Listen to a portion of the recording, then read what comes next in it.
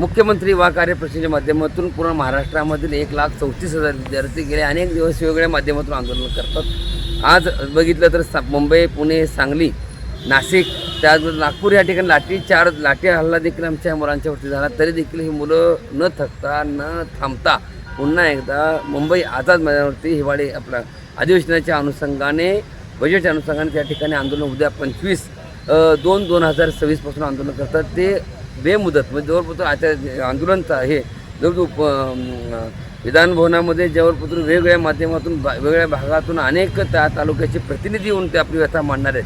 त्याच अनुषंगानं हिवाळी अधिवेशनाच्या अनुषंगानं त्या ठिकाणी हा युवा प्रशिक्षणार्थी पूर्ण जवळपास आमचा निर्णय लागत नाही तोपर्यंत मुंबई आझाद मैदानावरती दिनांक 25/2/2026 पासून आंदोलन करणार आहेत। महाराष्ट्रातील 1,34,000 विद्यार्थी ह्या आंदोलनामध्ये सहभागी होणार आहेत।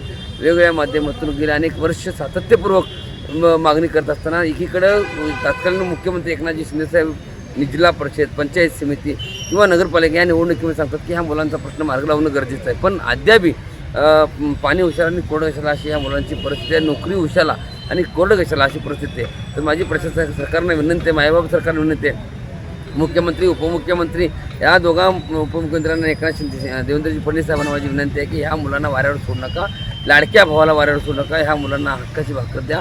6,000 8,000 ते काम करतात। या मुलांना पुन्हा एकदा संधी द्या, अन्यथा सांगलीमध्ये पुन्हा जशा पद्धतीनं अमरण उपोषण केलं होतं तसं अमरण उपोषण करण्याचा इशारा देखील त्या माध्यमातून मी देते। धन्यवाद।